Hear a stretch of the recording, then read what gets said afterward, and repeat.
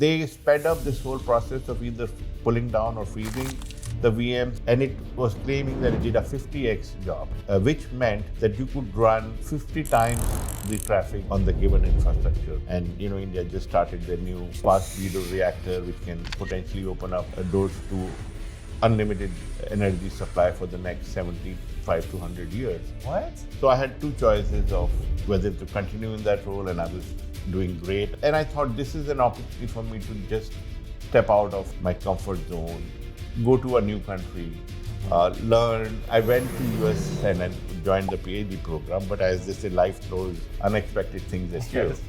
So I was there, and my dad had a major life illness situation. And so I had to come back after a year. When I started, it's the largest automotive company. It had 83% market share. And welcome to Paradigm Podcast. Paradigm is a word that shows that ages of common sense or something that nobody questions about.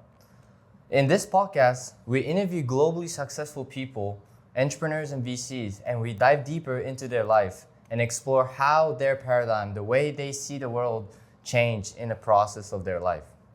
Today's guest is Nirvikar Jain. He is a CEO of a BayTech Capital company, and we're gonna have a wonderful talk. I'm very excited for this. Thank you so much for taking time to talk with me. All right. Thank you, Ray. It's been a pleasure to be here and talk to you today and share my learnings, perspectives, and experiences. Thank you so much. It was actually me cold reach you, and it was very kind-hearted of you that sent me email back, and now I'm in San Francisco talking to you.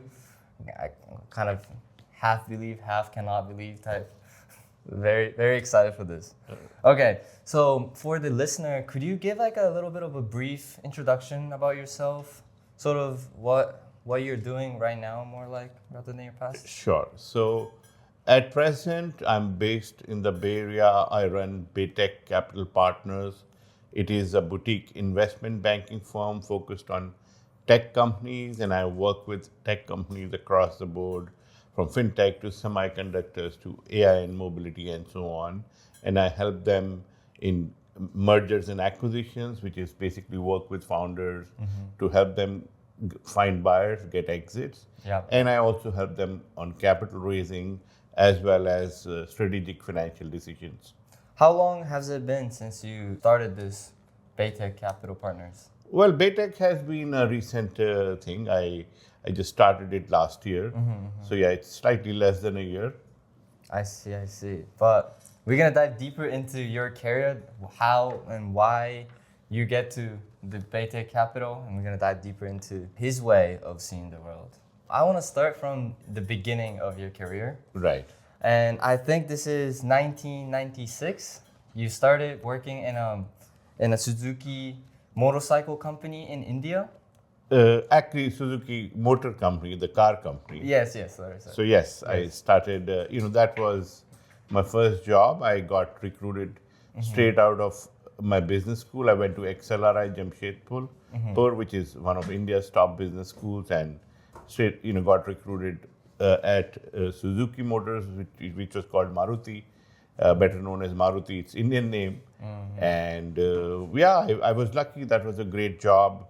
The great first job. I got to work with the director of marketing, Mr. Jagdish Khattar, who eventually became the CEO. And I had some amazing experience doing marketing, strategy, new product introductions. And I really did some cutting edge market research that I think added a lot of value to our decision making. So that was absolutely a wonderful job. And of course, now that it was, I had always lived in India before, and I also worked with a lot of Japanese senior people. I remember there were two directors, marketing and sales. The other person was a Japanese by the name Kazu Senga, as we used to lovingly call him, Senga-san. And I learned so much working with Senga-san, and I think to that extent was a great place to learn about the Japanese way of working, quality conscious, and the eye to detail that you learn when we work with the Japanese colleague, that you really go into very, very deep detail. So that was a wonderful learning. I see. Thank you so much for that. That's very interesting insight. Was there any like specific unique culture that Suzuki had? Kind of like, oh, this is sort of Japanese company vibe, or Oh, yes. vice versa? A lot of things actually. So everyone used to wear a uniform, I guess, like most Japanese companies. So we had a uniform, we had a common canteen, we had a lot of quality circles, Kaizen and QC. So there was a lot of things, and there were open offices. Everyone now it's probably a lot common, but those days large companies, big bosses had their own office, but here the bosses sat right in front of you. And there were large open offices. So, that was unique for that kind, but I also realized that an open office that also shaped my own views, that an open office increases engagement. You could be shouting from your table to a guy 5 desks away and ask him. So it created some excitement, noise, but it showed me the importance of how such office structure enables collaboration and communication. Yeah, I truly agree with that. I had an internship in Australia, and that office was also open office. Right. It was everybody on the same floor, just be able to talk, dog running around and stuff. As an intern, that's like the bottom of the pyramid of the organization. That environment itself was just welcoming and like helped me out whenever I had a problem or questions. That environment is very truly helpful. Right. And I must add, I also learned the importance of being on time. Yes. So you had to punch your card every morning, and if you're 5 minutes late, there were certain rules. So I think that was a great place to just once again learn the importance of being on time for everything. Sounds great. It seems like you worked for the marketing role for this. Since what time of your life did your interest shift towards more of a financial service or that type of field? Here? So I was always at my business school. My first major was finance. So I was always labeled as a finance person, but this was a good role when I started. It was the largest automotive company. It had 83% market share, and it looked like an exciting role. And so I just accepted it. And so I wasn't really doing marketing only, but I was part of new product introduction. So a lot of strategy, financial modeling. So a lot of that also went into this. But since I always had a kind of financial angle, so I was doing a lot of finance things in this role, but eventually a couple of years down the line, I had an opportunity to move to ICICI Bank. Yes. Which was which just married the operating stuff I had done, and I think I'm thankful that I did not directly jump into a finance role, because when you run a business, you understand how the different things play, how strategy kind of comes into play, how do the different pieces of the puzzle work in. So I spent my first 5 years in operating roles, and then shifted to banking, which was really nice. That you first learned how a business runs, and then you went to the other side of the table and started doing big finance. I see. When you're in the operation role, how did your learning curve look like while you're in there? Oh, it was fabulous. I will narrate a story. So I'm a pure sciences graduate. I learned chemistry at in my undergrad, and then I straight away went to the business school. I see. So I'm not even an engineer, and I joined. I was kind of added to a department called market planning, where I was supposed to be responsible for new product introduction. And I was in the first meeting with director marketing, director engineering, and they're talking camshaft, crankshaft, DOHC, and I had no clue. I had never heard about these things. Yeah. And I thought, oh my God, I will get fired. I'm in a role which is supposed to take decisions. So straight from that meeting, I ran to the library. I picked up a few books on automotive engineering, and next 3 months, during the day I was working in my office, the nights, I burned the midnight oil, reading up a lot of stuff on automotive engineering. And of course, I wasn't trying to become an expert in terms of designing a component, but in 3 months, I learned enough to have to be able to intelligently participate and contribute to these discussions. So that was an absolutely steep learning curve. But even otherwise, your first job is always more taking what you've done theoretically in the classroom, in your project. So that's where you transition from a theoretician or a desktop learner to a practitioner. I So see. I learned a lot of cutting edge marketing research techniques. And since I was a new product, some really advanced techniques. I brought those to the company. I proposed those to the senior team that, okay, this is how we should look at it. So it was a great experience bringing academic learning into practical areas. That is great. Did it become a habit? I've seen your life, and you've been going through constantly trying, exploring new frontier.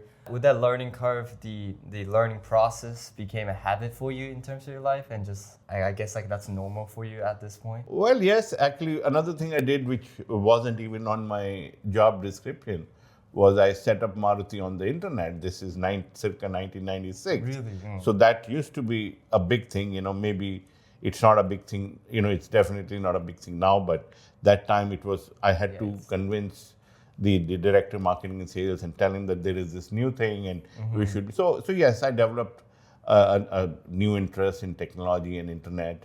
And yes, I think that's something that I've taken with me throughout my life. I love learning. I love learning new things. I love, getting hands-on, experimenting. So from automotive to technology to market research to engineering to consulting to banking, I think that's been a really, really common theme throughout my career. Yeah, I really want to deep dive into everything, but we're gonna do that. Of course. In terms of chronological order, but I'm holding myself with asking. I want to dive a little deeper into your sort of banking stage in India. After you went to ICICI, I think you went to Citibank, then Bank of America. That's right. And in these journey through these banking company, I've heard that you made $1 billion business in a span of 7 years for both Citibank and Bank of America. Right. And one of them was during the Lehman shock, right? Right. During the 2008. Yes. When I read that, I thought I was I had to go fact check it because I was what? Right. Could you explain a little more to that? Right. So I did a lot of experimental new stuff at ICICI, and ICICI was a great learning ground, because when I joined ICICI Bank, it was converting from a term lending institution to a bank. So everyone was learning banking. A long-term lending institution is very different from running a bank.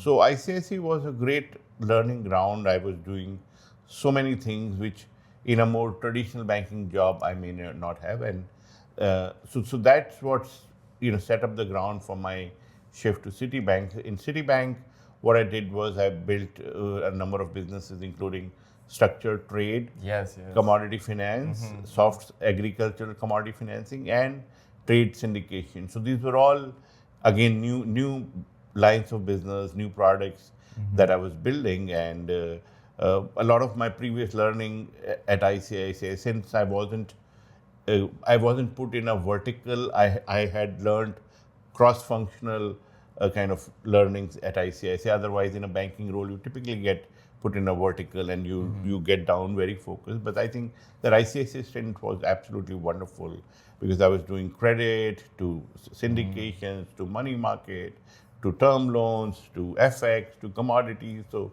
that was a lot of learning packed in 3.5 years, and which came in very handy at Citi because I could put together so much of the stuff. I had gained a great understanding of credit risk, different products. So I was able to absolutely leverage that at Citi. And so while I contributed that to Citi, I think what I learned from Citi was Citi is, in my mind, absolutely the best, financial institution in terms of being the most international.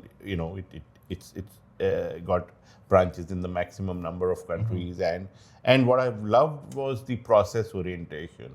The detailed product notes that I was able to build at Citi, working with credit risk, market risk, with legal. So that really taught me the importance of working.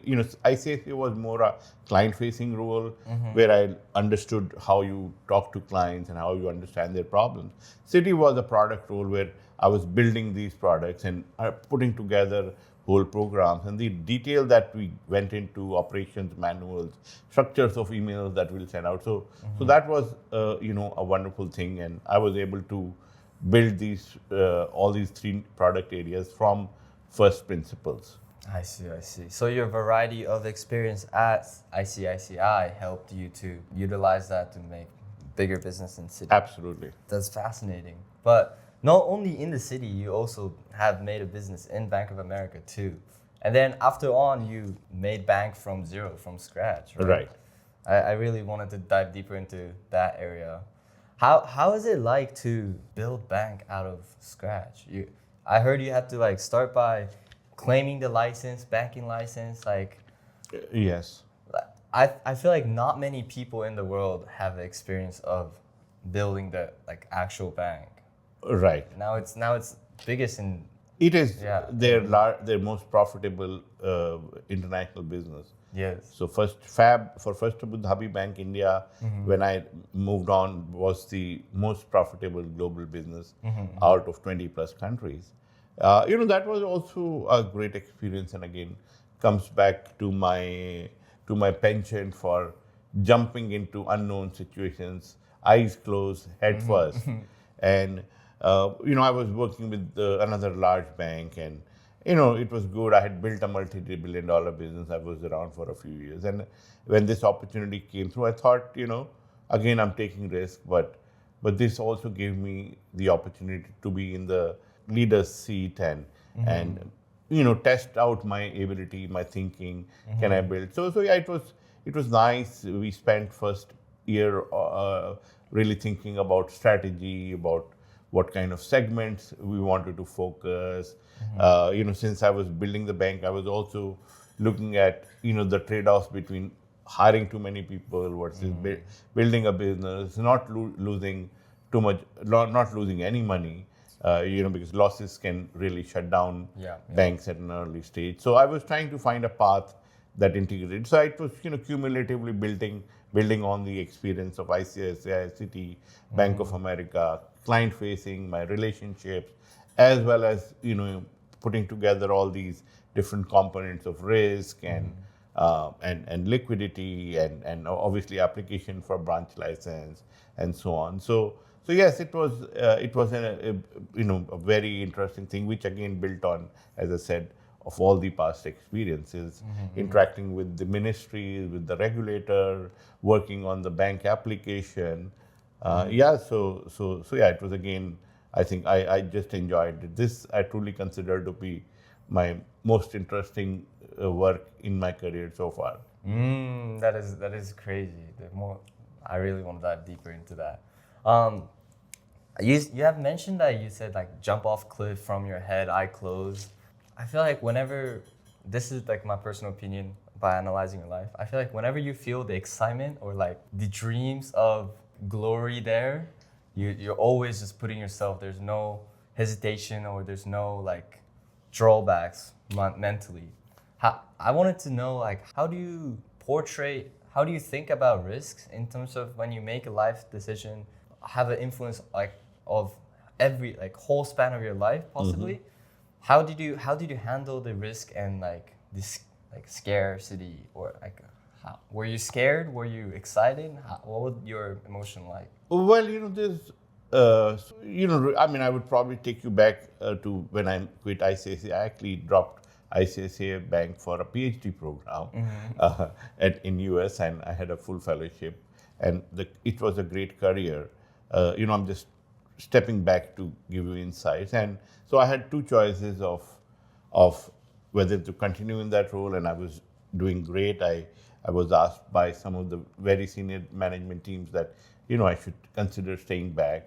But I was just thinking that I was only 26 at that time. I'd already worked for three and a half years, and I thought this is an opportunity for me to just step out of my comfort zone, go to a new country, learn, and I was, my PhD would have focused on economics and marketing, and I really wanted to be in technology basis my involvement with the internet project at Maruti and other technology projects.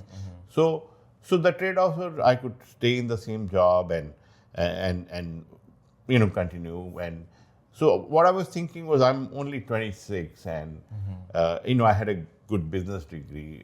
I had a great first job. So I thought it's probably worth my while to just get some more experiences, learn something more. And I've always been interested in, going out to the world, meeting people from different cultures.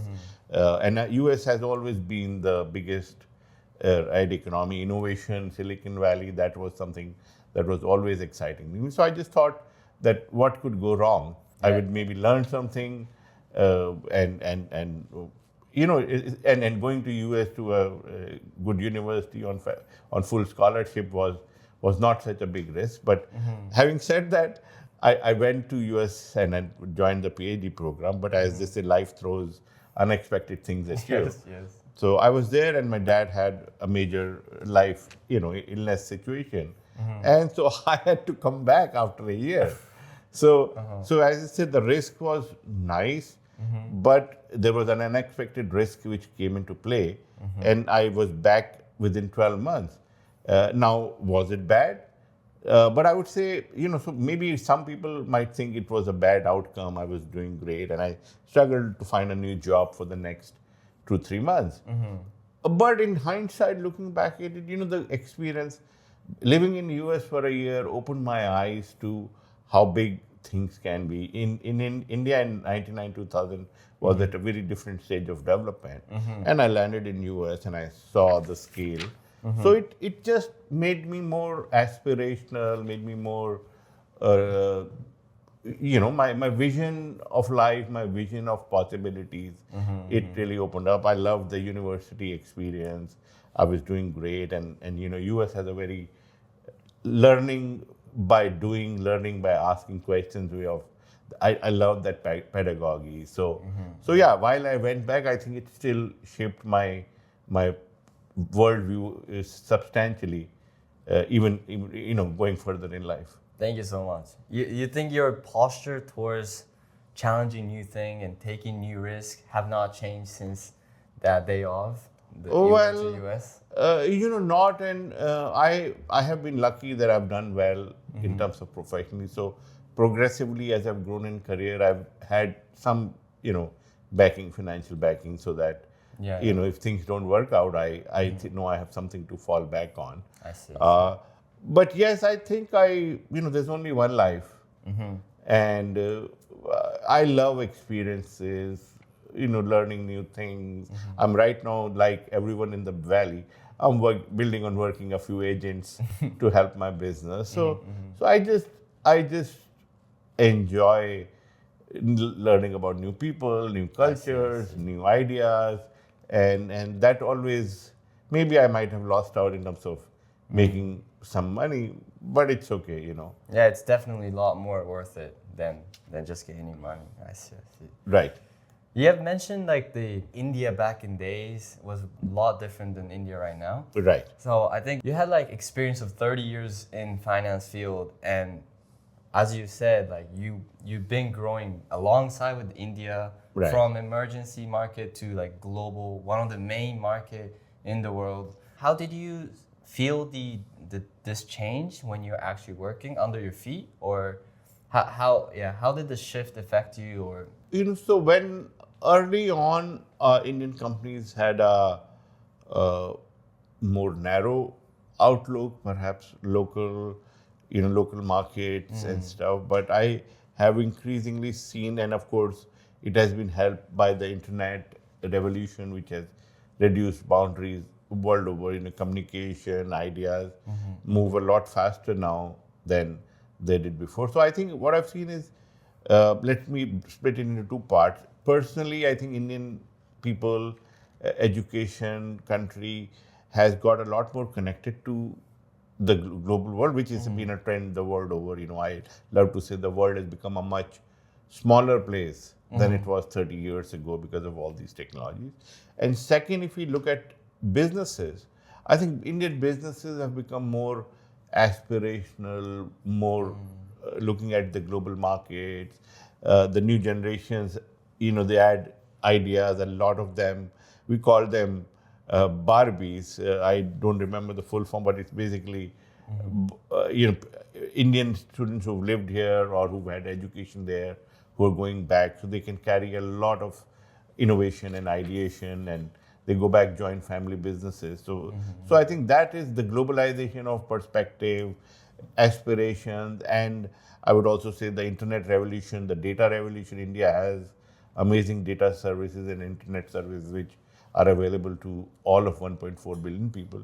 So this democratizes knowledge, awareness, connectivity, as well as aspirations of youngsters in every corner of the country.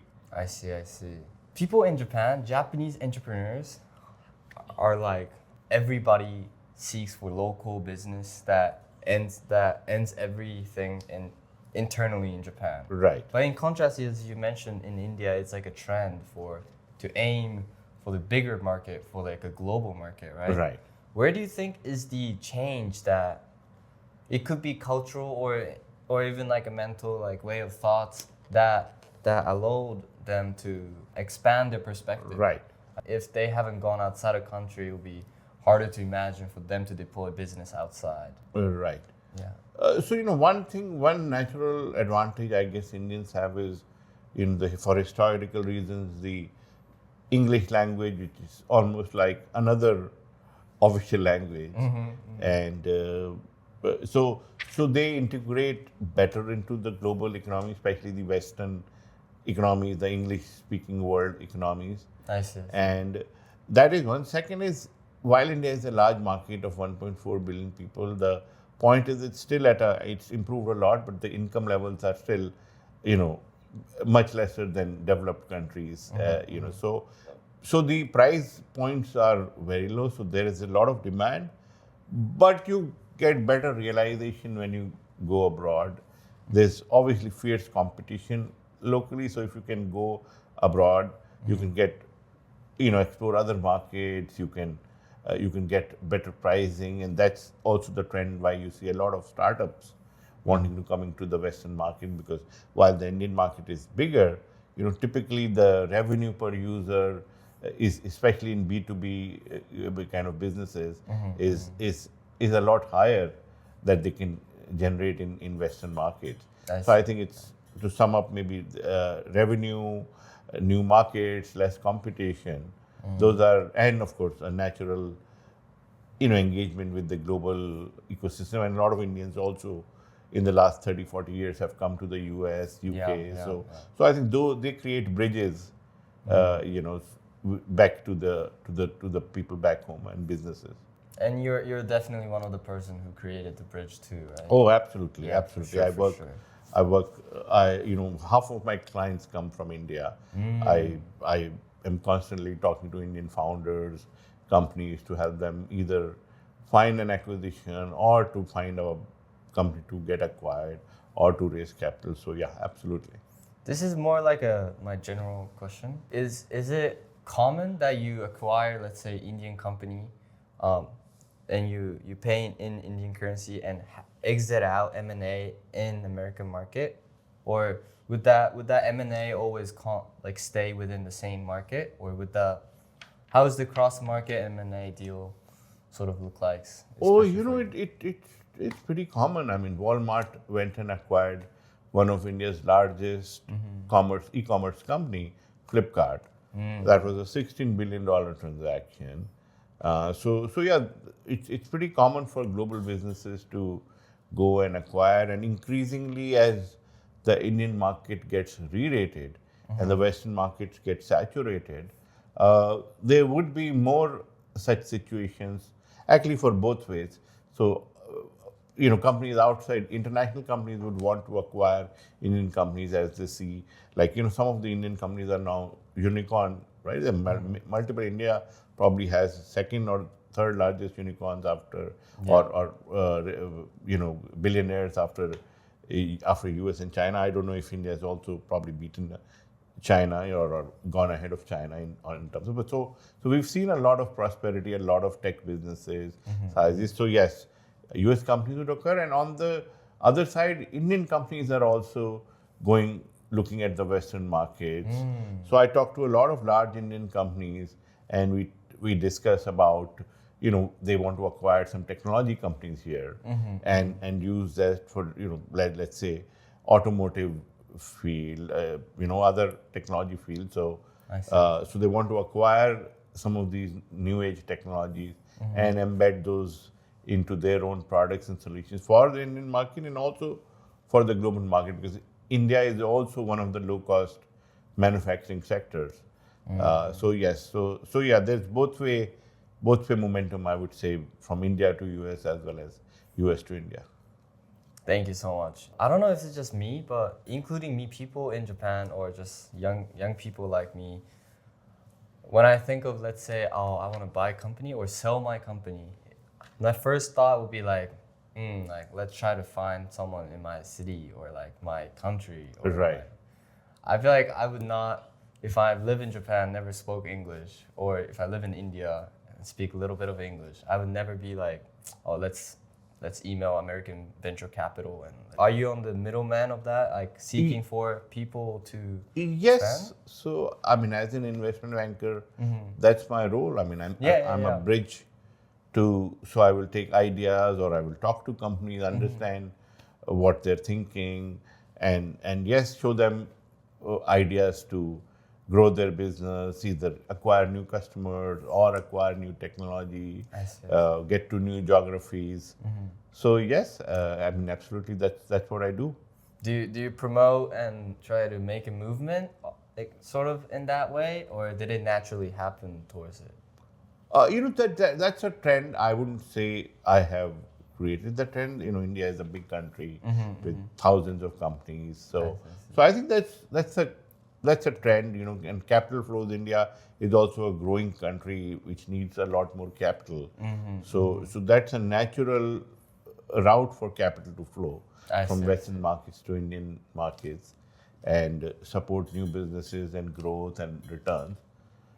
So I'm just, my contribution is to talk to specific companies, and I'm now more active in new age tech-enabled businesses. So that's where I talk to founders in India.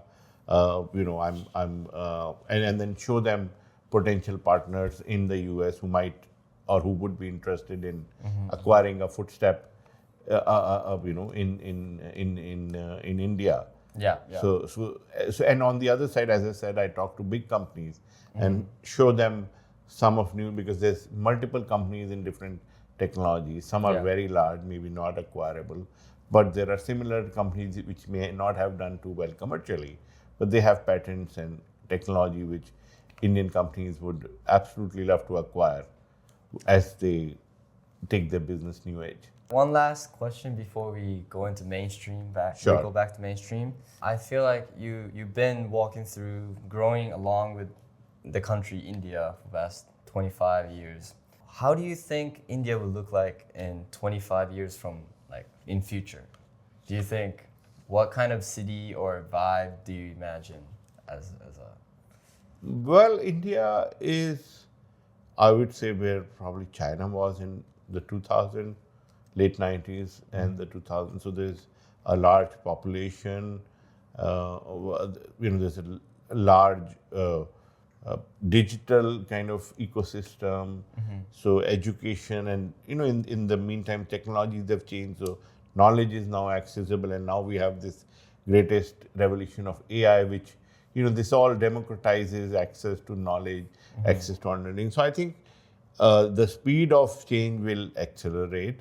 And I would imagine, given where India is now and all the growth levers are in the right place, education, technology, capital, government's been doing a lot of great things, facilitate infrastructure, new high-speed trains and airports, and India just started their new fast breeder reactor, which can potentially open up doors to unlimited and affordable and local energy supply for the next 75 to 100 years. What? It started its own breeder reactor, which will potentially use thorium, which is India has a lot of sources. That will solve the electricity problem, right? Cheap, affordable electricity for the next 7,500 years. So I think all these factors are coming in very nicely together. Some issues which India needs to work on are, a lot of growth is concentrated in big cities. So now India's beaten, I think, Mumbai, Delhi probably come close to Tokyo in terms of population.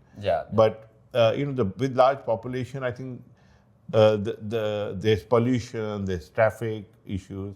So I think that's one thing. I would imagine India would have with all these high-speed trains and infra projects, the cities will get spread out. People will be able to live with bullet train. You could come from 200 miles and work in Tokyo. So I think that's what will happen. And India is doing great on technology. The new generation is pretty much like big cities. If you go to New Delhi, Mumbai, Bangalore, you don't feel any difference from how people live in any other global city like New York or London or Hong Kong or Singapore. So I think what needs to be done is this growth needs to spread out and become available to a lot more of those 1.4 billion people. So yes, I would imagine a much more distributed population where smaller cities and towns will also come up and become, I see.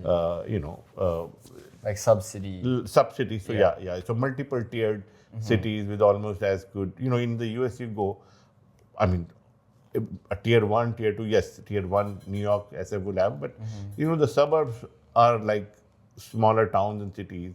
They all look the same, right? It's a cookie cutter. There's a strip mall, there's a school, there's a church, there's a river.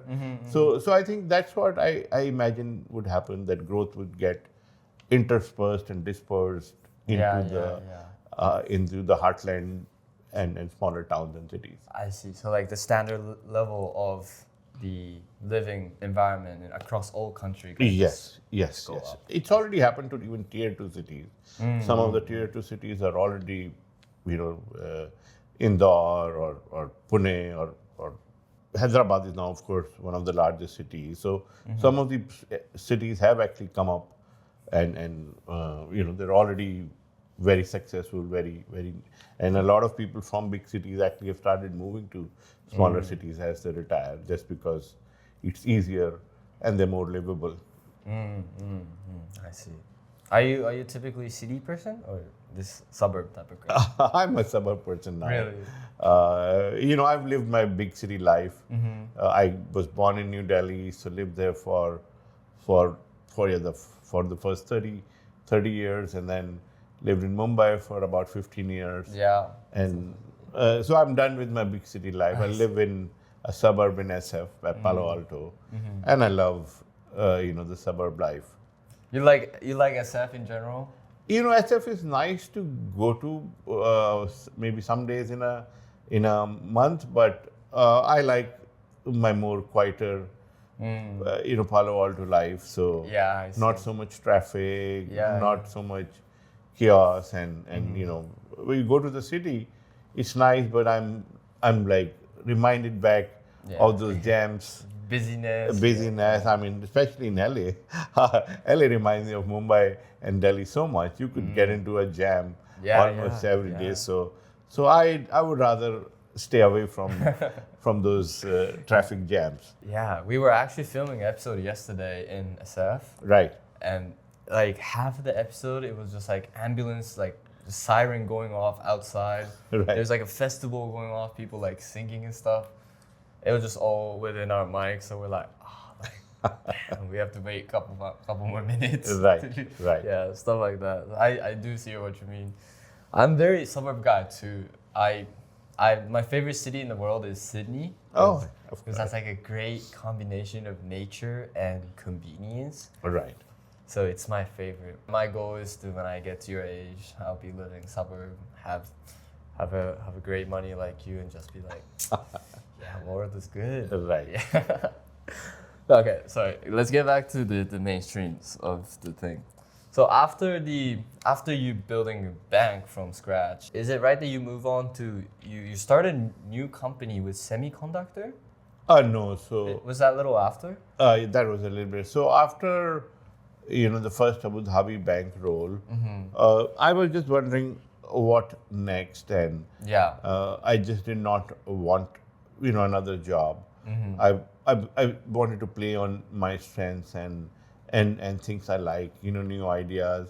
Technology was always on my mind ever since I dropped out of my PhD. And I could see financial services are getting disrupted by new age fintech. So I just wanted to do something at the cusp. And I also had a dream to get a degree at one of the top universities in the world. And I tried that earlier, and so that was like an unfinished agenda. I see. So yeah, after that role, I decided to apply to Stanford, and got accepted for the Sloan program, and so I came here. I moved to the US for a second master's degree, and to deep dive into technology, startup ecosystem, venture capital, and so that's what I did for the next 12 months. I mean, some amazing learning, meeting people, having classmates from all over the country, living on the beautiful Stanford campus, interacted with such wonderful professors, including Nobel laureates. So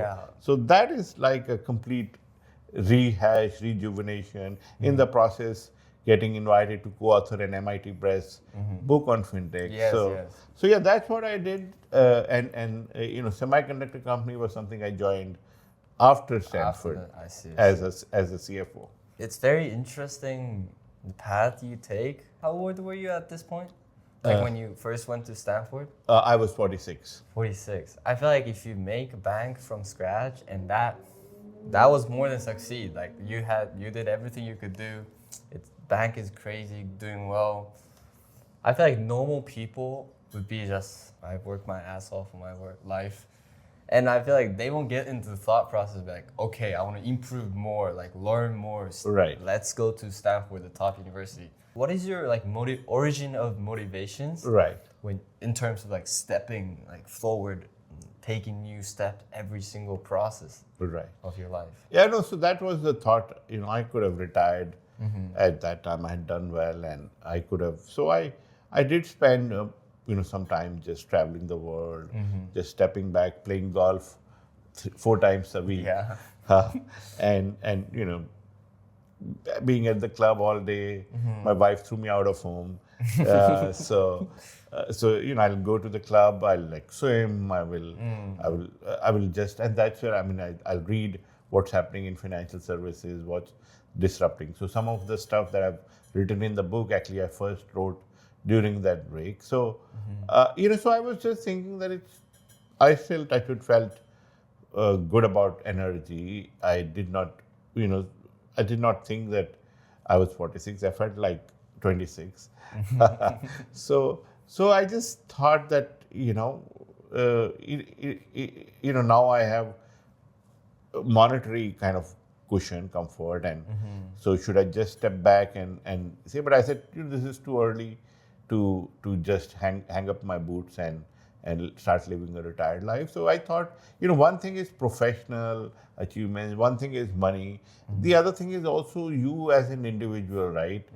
You can never become the perfect one, but there's always pieces you can improve your personality. Right. So I thought this is a great opportunity to just step out. And in India or in any country, if you become too successful, then you stop getting the feedback loop.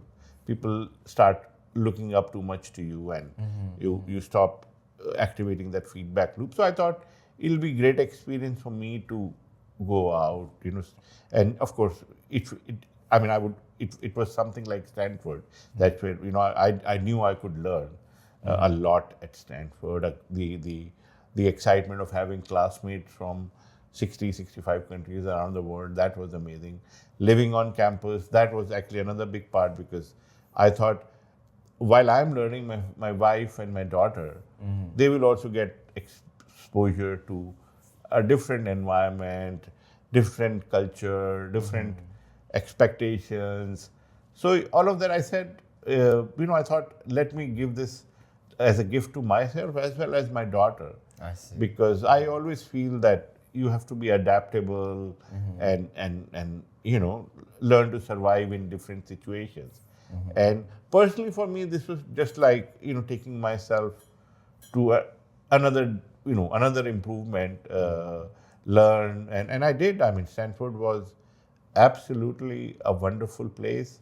No one knew what I did before. No one cared. So people gave me some amazing feedback. And I learned, courses like touchy-feely or officially the interpersonal dynamics. They show you the mirror on how you behave, how it's taken by people, and then you also see other people. So it was a wonderful place to just step back and rewire, rethink about everything that you've done. And I have learned so much, and I think I've made a lot of behavioral changes, which I think are just helpful to make me feel a better person. Was the writing book also one of the change in behavioral you were just mentioning through this learning? No, so writing books was something. I actually come from a family of writers and publishers. Really? So my great grandfather was a writer. His books are there in public libraries in all over California and at Stanford. My grandfather is a famous Hindi writer. He wrote 40 books. My father was a publisher. So I think I have a legacy. So and I've always felt that I wanted to write. And that's why those articles which got invited me for the book, I wrote those at the club in the first place. So I think what happened with Stanford is it gave me more credibility if I'm a Stone Fellow at Stanford. That's why probably, my articles got recognized and then I got invited to co-author or contribute to this book. So I would say that facilitated. But I always had, in the past started writing a few books, but always stopped short. I see. But then getting invited to co-author, this really enabled it, in a big way. Yeah. The economics of fintech was like everything that you learn in the all 20 years of financial experience in a whole book, right? Yes. For your part. So it was a lot of, what I did after Stanford or with Stanford was I brought a lot of solid understanding of the traditional financial services because I spent 20 years. But that 1 year of deep dive into what's happening, you have Brian Armstrong from Coinbase, you have senior people from Goldman who worked all their life at Goldman and C-suite roles. They were teaching at Stanford, and you'd have guest lecturers from pretty much some of the cutting edge fintechs around the US and around the world. So that really helped me marry the two. And I think book, whatever I have contributed, had basically it could marry the old world and talk about how this disruption is happening, why this disruption is happening, and how does it impact the user, how does it impact the incumbents. So I think I really was able to use both my old world and new world learning to share in that book. Sounds great. Thank you so much. I think we are finally getting back to the present time. The BayTech Capital Partner. We took a little long to get here, but sure. I want to dive a little deeper into it. But before that, your life has been, as I've been saying countless of times, it's just repetition of just throwing away what you already built, creating new one, creating better one, creating bigger one. Just repetition of that. It seems like right for your just self-improvement. That seems like your concept of your life. So, are you imagining is this your final destination of life, or like BayTech Capital, or you think you're gonna have a lot more than 2 or 3 more company, or things you want to do, stuff you haven't checked on your agenda? How's your future plan or right now? Well, no, I think I'm anywhere close to hanging up my boots. So this is definitely a great milestone. I've enjoyed. I actually did a startup before. I was building an Airbnb clone in India back in 2010. So I have had some brush with entrepreneurship. That sadly did not work out so well. Indian venture ecosystem wasn't so evolved in 2010.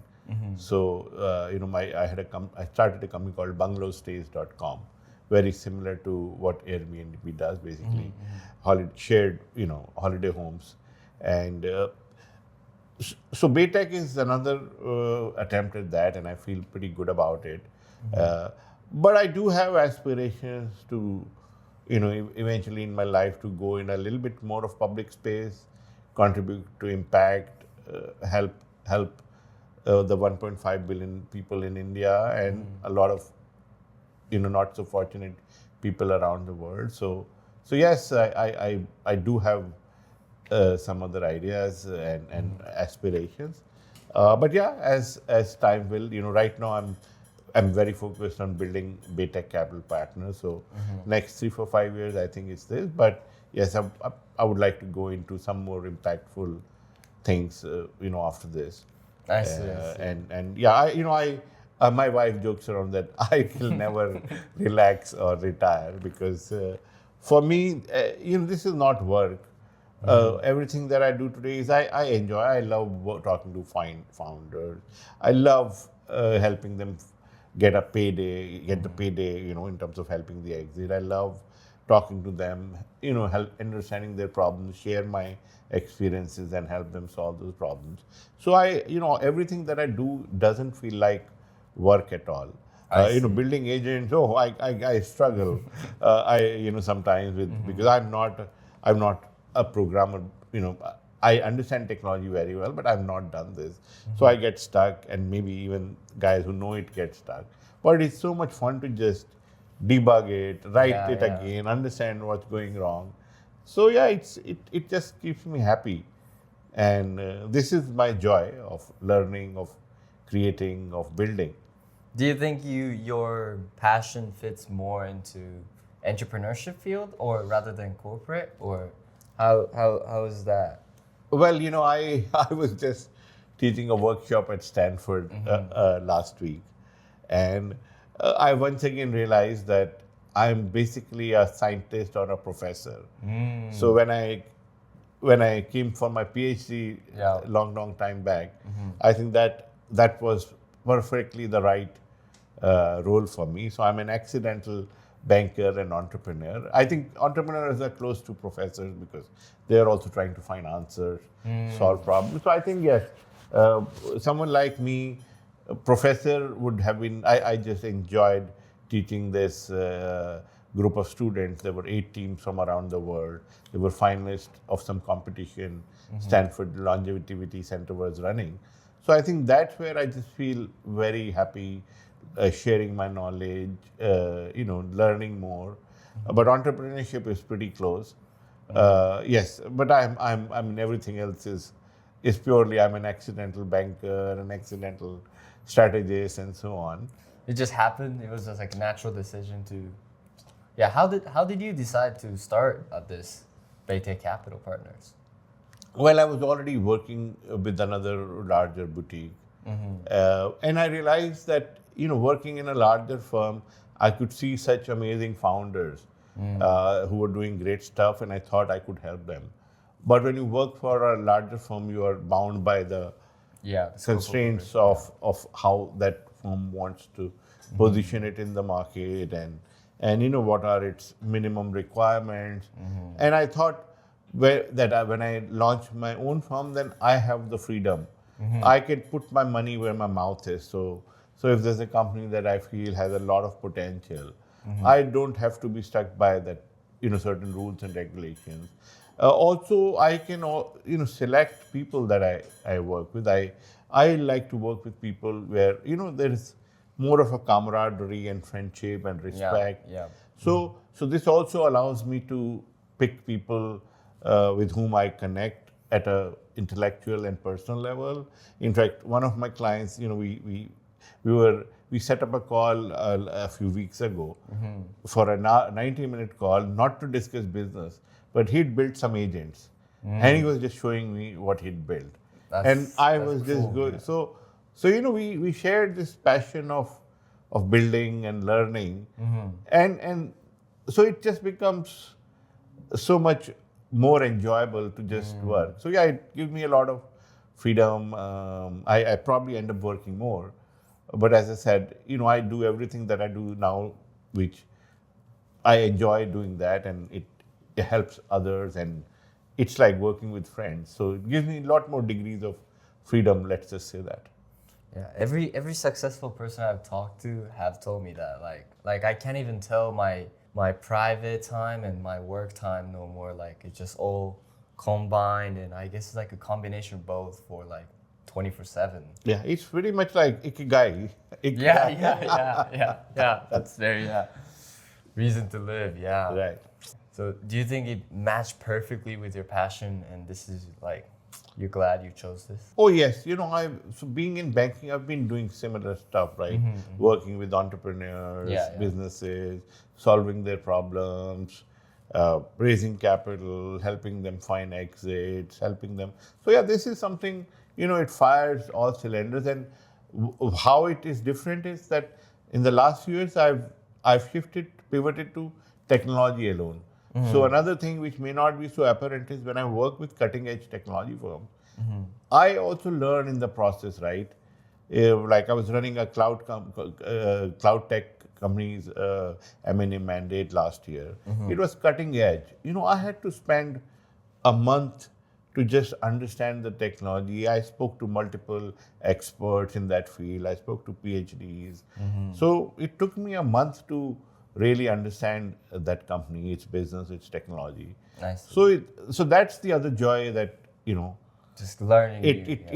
It keeps on pushing me to the edge of knowledge, and I have to by force, not by force, but by design, I get to work with some of the cutting edge companies and keep learning. Sounds great. What was the most, let's say, the interesting technology or deal you have met to in variety, long time of experience in finance? Oh well, it'll be unfair for me to point out something right at the top. So I would more classify it as one of the companies, right? Okay, but that's still because it's still a difficult one. Let me just think about it. Maybe like technology that you got fascinated. Yes. Like. So let's talk about this cloud technology company. This was just about 18 months ago, and this company had created a technology which would fire up virtual machines and freeze. Right, when you're especially in the age of LLMs, you use virtual machines to serve requests, right? Hyperscaler cloud providers. So based on your load expectations, you have to keep certain. When you're looking at complex LLMs, it takes some time for them to be like conjured, because if you want in some performance, cloud providers promise you some performance, and if it takes you 2-3 seconds for some of these complicated LLMs, so you conjure up thousands of VMs and keep them live so that you can serve the traffic, right? So there's a formula based on how many requests you expect. You will keep something ready. So this company's technology sped up. So when you're running a multi-cloud, you want to keep something up, but but if there's an alternate process that comes up, you may want to just shut down some of those, right? So it's a dynamic situation. You're freezing and you're putting up VMs at scale. So this company sped up apparently at the face of it, and we did see demos. They sped up this whole process of either pulling down or freezing the VMs or putting them up. And I'm using the term freezing because it could take it in a state and pull it back, and then it could just put it back exactly in that state. And it was claiming that it did a 50x job. which meant that you could run 50 times the traffic on the given infrastructure, right? Especially in the age of LLMs and complex, very highly complex LLMs which use millions of variables. So this becomes amazing, right? And even if it wasn't 50x, let's say if it only improved it 2x, that That's basically still huge, yeah. increased the efficiency of your entire cloud infrastructure by 2x. Yeah. So that was, when I was learning about it, that just sounded so fascinating. Yeah, 50x is like itself is world changing, right? Like, Yes. So sadly, we couldn't sell that company, but I was confused that I thought it had a lot of potential, but I was really amazed at what it promised to do. That is great. That is actually so fascinating. Kind of getting towards the end of the podcast, Right. but our main audience are those people who haven't who's hesitant. There are like a lot of people who want to try stuff, but they are hesitant to make the first steps, or they're scared of the risk, or like stuff they gotta give out to make a challenge. Right. Do you have anything for advice to that type of person, so that they have a courage to challenge themselves? I would go to there's an advertisement for a popular cola drink in India, where there's the superstar who's who acts in that, and basically he performs a very daring act and comes out winner on the other side. And so I'm using metaphors, but I think that's something that there is. So it uses, and I'll use a Hindi term and translate. It says, "Dar ke aage jeet hai." That means there's victory beyond fear.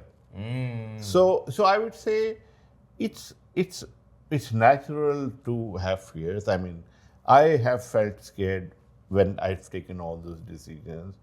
I've got pulled up by my family members that, hey, what are you doing? But it's not crazy risk taking. At every stage, I have, these are slightly bound.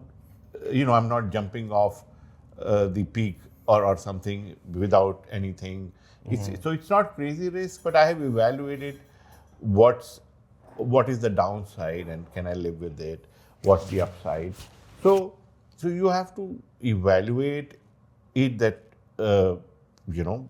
what's the worst that could go wrong. You could come back, but I've always so you have to just think through it, not take crazy risk, and also understand that our human brain magnifies fears. We think that things are going to go much worse than they actually do, right? So we have to be open.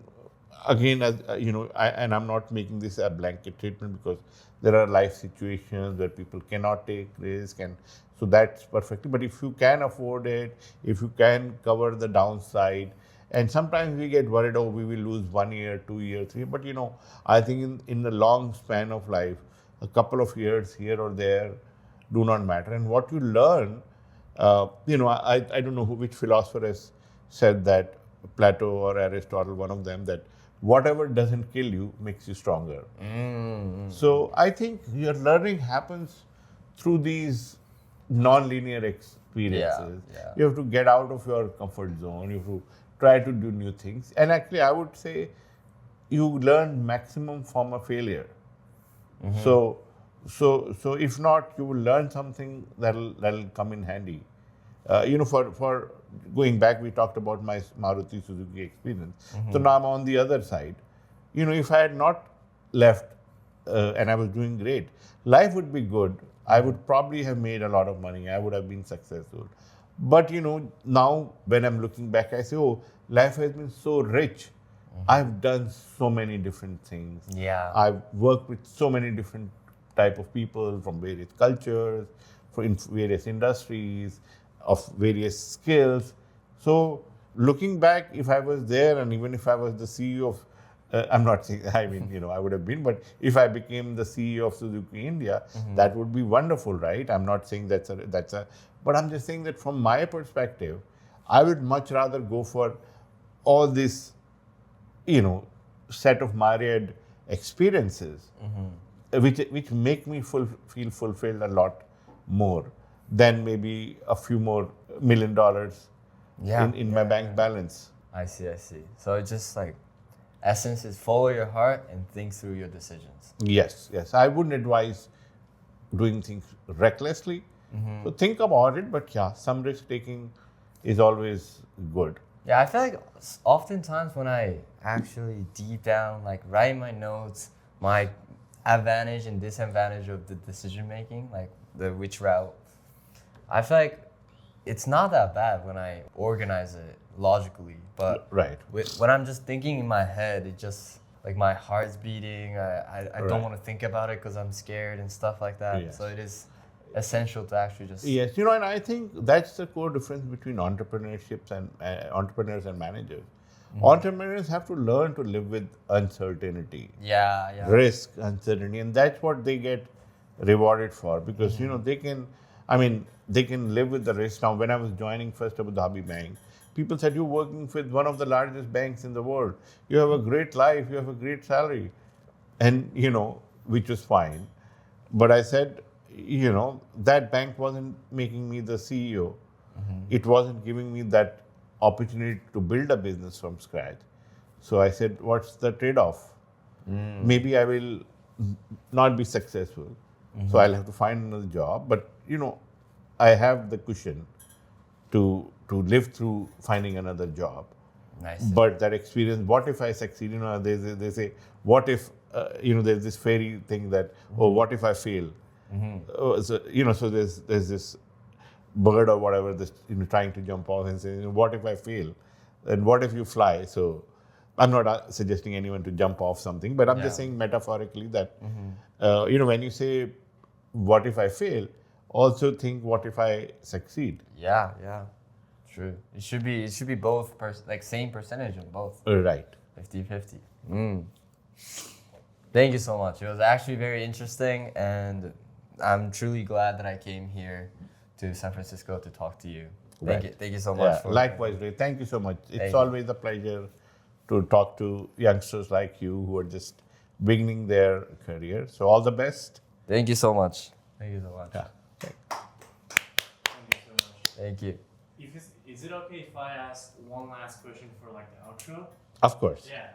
So my question is, listening to your life and your stories, you're a very successful man, and I think you're more of an ambitious man, and very ambitious. But the younger generations tends to be not very ambitious, and also they tend to be satisfied with their status right there, and not trying to reach out or seek for a higher level of their stage.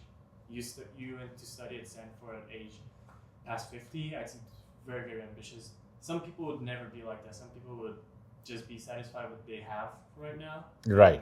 Not even try to take risk or to see their full potential, to open up their full potential. Right. Do you have any piece of advice or a message for the audience that are looking at right now that trying to take the step but cannot?